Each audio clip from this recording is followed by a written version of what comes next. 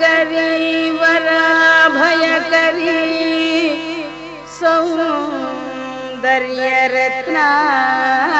सौन्दर्यरत्नाकरी नित्यानन्दकरी वराभयकरी सौन्दर्यरत्नाकरी निर्धूताखिल घोर पापनिकरी प्रत्यक्ष माहेश्वरी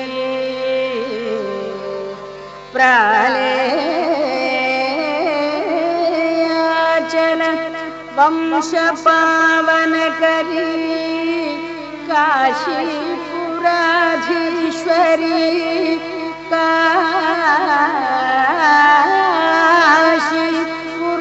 काशीपुराधीश्वरी भिक्षां देहि भिक्षां देहि भिक्षां देहि कृपावलंबन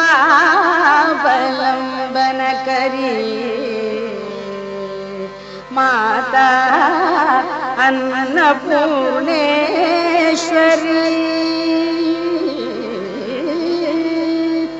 नानारत्न विचित्र भूषण करी हेमांबराडंबरी मुक्ताहार विलंबमान विलसत् वक्षोज कुंभांतरी काश्मीरागर्वासिता रुचिकरी काशीपुराधीश्वरी भिक्षां देहि कृपावलंबन करी माता अन्नपूर्णेश्वरी योगानंद करी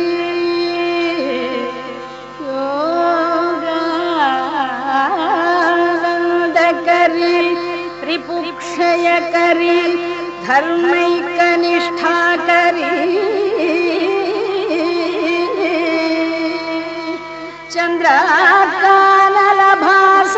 चंद्राकानलभासमानलहरी त्रैलोक्य रक्षा करी सर्वैश्वर्य करी तपफल करी काशीपुराधीश्वरी भिक्षां देहि भिक्षां देहि काशीपुराधीश्वरी भिक्षां देहि भिक्षां देहि कृपावलंबन करी माता माता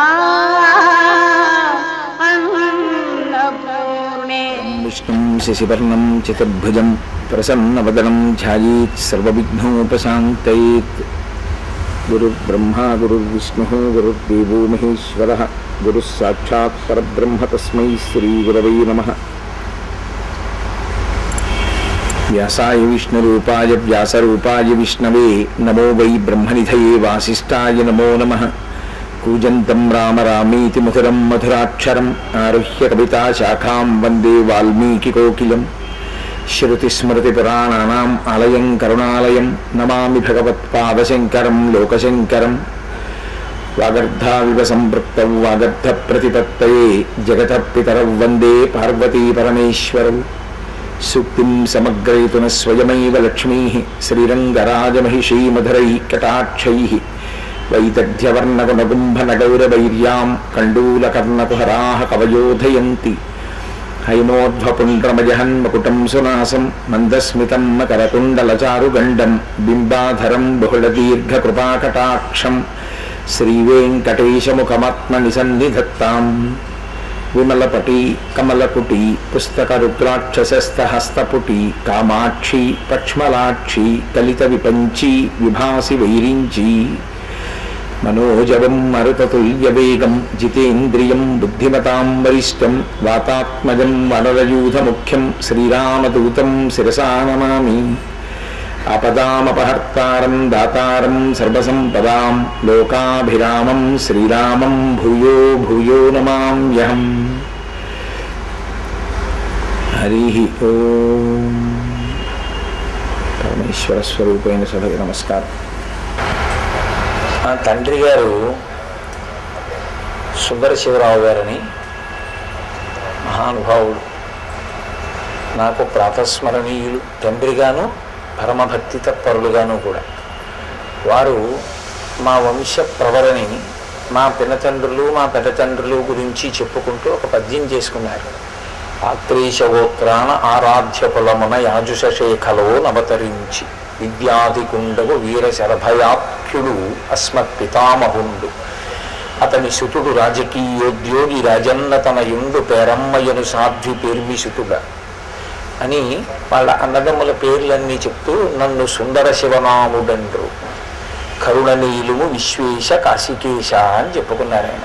ఓ కాశికి ఈశ్వరుడా, ఓ విశ్వేశ్వరుడా, నన్ను కరుణతో ఎలుకో అని కోరుకున్నారు ఆయన. కోరుకుని శంకర శతకము అని గ్రంథరచన చేస్తూ దానికి మకుటంగా మా కుటుంబ చరిత్రనంతటినీ కూడా వివరిస్తూ కాశీ విశ్వనాథుడి యొక్క అనుగ్రహాన్ని అపేక్షించారు. అంతటి మహాభక్తి తత్పరులు మా తండ్రి గారు. నేను ఇప్పుడు సభల్లో చెప్పలేదు వారి గురించి, కానీ ఇవాళ కాశీ పట్టణంలో చెప్పకపోతే నేను కృతజ్ఞుడనైపోతాను అని చెప్పాను మీతోటి. అంతటి మహానుభావుడు ఆయన కడుపున పుట్టడం, ఆయన కాశీ విశ్వనాథుని యందు అంతటి భక్తి తత్పరత కలిగినటువంటి వారు. ఆయన కాశీ విశ్వేశ్వరుణ్ణి అలా వేడుకున్నారు. ఆత్మావై పుత్రనామాసి అని కవి శాస్త్రం. తండ్రి కొడుకుగా లోకంలో తిరుగుతూ ఉంటాడు అని. కాశీ పట్టణంలో మా నాన్నగారు మా కుటుంబం గురించి చెప్పిన పద్యంతో ప్రారంభం చేద్దాము అని అనుకున్నాను. అందుకని ఆత్రేశ గోత్రాన ఆరాధ్య కులమున యాజుషేఖలో నవతరించి అని మా తండ్రి గారు చెప్పుకున్న పద్యాన్ని మొట్టమొదట్లో ఒకసారి ప్రస్తావించాను.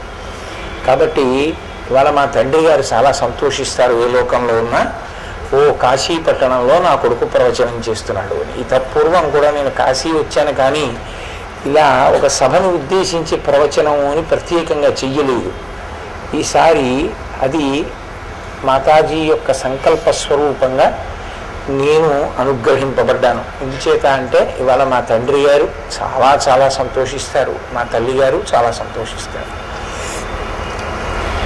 మనం కాశీ పట్టణానికి వచ్చి ఉన్నాం, వారణాసి ప్రవేశం చేశాం. శాస్త్రంలో ఒక మాట ఉంది, ఎక్కడికైనా వెడతాను అంటే ఊరుకుంటారు, కానీ కాశీ వెడతాను అని సంకల్పం చేసినటువంటి ఉత్తర క్షణంలో భూతములు, పిశాచములు, రాక్షసులు మొదలైనటువంటి వారు అంగీకరించారు. వారు ప్రతిబంధకాల్ని సృష్టిస్తారు అని. అదేంటంటే వాళ్ళు ఎక్కడ ఉంటారంటారేమో, ఇంట్లోనే ఉంటారు. అందుకే కదా ఉత్తిష్టంతో భూత పిశాచాహ ఏతే భూమి భారకాహ అని చెప్తున్నాం కదా. మీరు ఇక్కడి నుంచి లేచిపోండి, ఎందుకంటే మాకు మీకు విరోధమేమీ లేదు. మేము ఈశ్వరుణ్ణి ధ్యానం చేయాలనుకుంటున్నాం, కాబట్టి మీరు తొలగిపోండి అని మనం ప్రార్థన చేస్తాం. వాళ్ళు కాశీపట్టణ ప్రవేశాన్ని అంగీకరించారు. ఎందుచేత అంటే కాశీపట్టణంలో ప్రవేశించినంత మాత్రం చేత జీవుడు సర్వోత్కృష్టమైనటువంటి స్థితిని పొందుతాడు. అందుకే కాశీపట్టణ ప్రవేశాన్ని ఉగ్రభూతములు అంగీకరించరు. అథవా ఈశ్వరుడు కూడా పాపపుణ్యముల విచారణ చేసి అందరినీ కాశీపట్టణ ప్రవేశం చెయ్యనివ్వడు అని. అందుకే ఈ పట్టణాన్ని 8 వైపుల నుంచి 8 కాపాడుతూ ఉంటారు అని.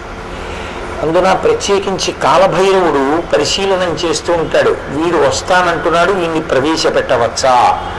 అందుకే కాశీపట్టణ ప్రవేశం చేసేటటువంటి వారు నేను కాశీ వెడుతున్నాను అని చెప్పడం కన్నా, కాశీ వెళ్ళడానికి యోగ్యత నాకు లేకపోయినా నన్ను కాశీపట్టణ ప్రవేశం చేయించడానికి కావలసినటువంటి నీ అపారమైనటువంటి కృపావర్షధారలే నాకు ఆలంబనము అని ఈశ్వరుణ్ణి ప్రార్థన చేసి బయలుదేరాలి అని. అందుకే కదా మనందరం అలా ప్రార్థన చేసి బయలుదేరాం కాకినాడలో. కాశీపట్టణం గురించి చెప్తూ శాస్త్రంలో ఒక మాట అంటారు, అసారే ఖలు సంసారే సారమేత చతుష్టయం. కాశ్యాం వాస సతాం సంగో గంగాభ శంభు దర్శనం లేదా శంభు సేవనం. ఈ 4 దుర్లభములు. ఇవి ఎవరికీ దొరికేవి కావు. అసారే కలు సంసారి, అసారమైనటువంటి సంసారం చాలా సారవంతంగా ఉన్నట్లుగా అనిపిస్తుంది. అబ్బో ఇందులో ఎంత అందం ఉందో, ఎంత సంతోషం ఉందో, ఎంత అనురక్తి ఉందో, ఎన్ని అనుబంధాలు ఉన్నాయో అనిపిస్తుంది. కానీ చిట్ట చివరికి దీని వలన వనగూడేటటువంటి ప్రయోజనము వేదాంత కోణమునందు ఏమీ ఉండదు. కారణం ఏమి అంటే ఒక్కటే, కొంచెం అలా ఎందుకన్నారు అన్నదాన్ని జాగ్రత్తగా పట్టి గమనించవలసి ఉంటుంది. ఏదో నిరుత్సాహపరచడం కోసం అని చెప్పి మాట చెప్పడం ఆర్యోక్తి కాదు. అసారే కలు సంసారే. మనకి సుఖము సుఖము సుఖము ఈ మాట పట్టుకుని వెంపర్లాడుతూ ఉంటాం. ఈ సుఖము అనేటటువంటిది మనకి అనుభవంలోకి రావాలి అంటే దేని వలన రావాలి? దుఃఖము వలన వస్తుంది. అది వేదాంతంలో పెద్ద విచిత్రం. ఎందుచేత అంటే మీరు చూడండి, సుఖము ఎప్పుడు అనుభవిస్తాం? మనకి అవతల వ్యక్తి యందు ప్రేమైనా అంకురించాలి, లేదా జరిగినటువంటి సందర్భం మనకి అనుకూలంగా ఉంది అనన్నా అనిపించాలి. అప్పుడే కదా సుఖంగా ఉన్నామన్న భావన. దీన్ని శాస్త్రం అంది సూర్యోదయానికి అడ్డు వచ్చి తప్పుకున్న చెట్టు కొమ్మ. సూర్యోదయం అవుతుంటుంది, బాలభానుడు వహిస్తూ ఉంటాడు. ఎవరో అక్కడ నిలబడ్డారు, చూడాలనిపించింది అలా బాలభానుడి వంక. అబ్బా ఎంత చక్కటి బింబమో చూద్దాం అనిపించింది. కానీ చెట్టు కొమ్మలు అడ్డొచ్చాయి. అరే ఈ చెట్టు కొమ్మలు అడ్డొచ్చాయి, ఎలా సూర్యుడిని చూద్దాం? గాలి వేసి ఇప్పుడు ఆ కొమ్మలు ఇలా తప్పుకున్నాయి, బాలబింబం కనపడింది. అబ్బా ఎంత బాగున్నాడో సూర్యుడు అన్నాడు. నిజానికి అలా అనకూడదు సూర్యోదయ సమయంలో, కానీ ఎంత చక్కగా ఉందో అన్నాడు. వెంటనే మళ్ళీ ఆ కొమ్మలు మూసుకుంది. ఏ కొమ్మలు సూర్యబింబ దర్శనానికి కారణమయ్యాయో ఆ కొమ్మలే మళ్ళీ సూర్యబింబ దర్శనం కాకుండా అడ్డుపడ్డాయి కదా. అంటే అవే సంతోషాన్ని కల్పించాయి, అవే దుఃఖాన్ని కల్పించాయి. అలాగే సంసారమునందుండేటటువంటి అనుబంధములన్నీ అలాగే ఉంటాయి. మీరు బాగా ప్రేమించారనుకోండి ఒకరిని, వారు ఉంటారా? జగత్ అంటేనే జాయితే గచ్చతే ఇది జగత్, వెళ్ళిపోవాలి. మహాపురుషులు వెళ్ళిపోయారు శరీరములతో ఉండకుండా. శంకర భగవత్పాదులు వెళ్ళిపోయారు, చంద్రశేఖరేంద్ర సరస్వతి మహాస్వామి వారు వెళ్ళిపోయారు, చంద్రశేఖర భారతీ స్వామి వారు వెళ్ళిపోయారు. శరీరములు వెళ్ళిపోతాయి. అది ఉండాలని కోరుకోకూడదు కూడా, రాక్షసత్వం అవుతుంది. శరీరమునందు ఆ వెళ్ళిపోతుందన్న సత్యమును రూఢి చేసుకోవడమే మంచిది. కాబట్టి వెళ్ళిపోతాయి శరీరాలు. వెళ్ళిపోయే శరీరములతో తాదాత్మ్యత పెట్టుకున్నాను అనుకోండి, అబ్బా నాకు ఫలానా వ్యక్తి ఉండడం వల్ల ఎంత గొప్ప ఆనందమో అనుకున్నాడు అనుకోండి, ఉంటాడు ఆయన? కుదరదు, వెళ్ళిపోతాడు. ఆయన వెళ్ళిపోతే ఏమవుతుంది? ఇప్పుడు దుఃఖమునకు కారణం అవుతాడు. అలాగే ఒక ఆయన ఉండడం మనకి ఇష్టం లేదు, కానీ ఆయన ఉండకుండా చేయడం దోషం, ఆయన ఉన్నాడని బాధపడ్డము దోషం. కాబట్టి ఏది సుఖమును కల్పించిందో అదే దుఃఖమును కూడా కల్పిస్తూ ఉంటుంది. సంసారమునందుండేటటువంటి లక్షణం ఏమిటంటే ఏ ఒక్కటి అన్ని వేళలా కేవలము సుఖకారకములు కావు. ఇంట్లో వస్తువులు కానివ్వండి, అనుభవించే సుఖాలు కానివ్వండి, అథవా భార్యాబిడ్డలు కానివ్వండి, ఎవరైనా సరే. ఎందుకని అంటే ఒక్కటే, శాస్త్రంలో ఒక మాట అంటారు, మనిషి ఎప్పుడు ఏం కోరుకుంటాడంటే ప్రస్థానమునందు తోడు అడుగుతాడు. ఒక ప్రయాణం చేస్తున్నాడు అనుకోండి, పక్కన ఎవరైనా ఉంటే బాగుండు అంటుంటాడు. అది ఒక అలవాటుగా ఉంటుంది. ఎప్పుడూ ఒకరితో ఉండాలి. ఎందుకంటే పుట్టుక నుంచి అది లక్షణం. అమ్మ కడుపులోంచి బయటకు వచ్చినప్పుడు అమ్మ పక్కన ఉంది.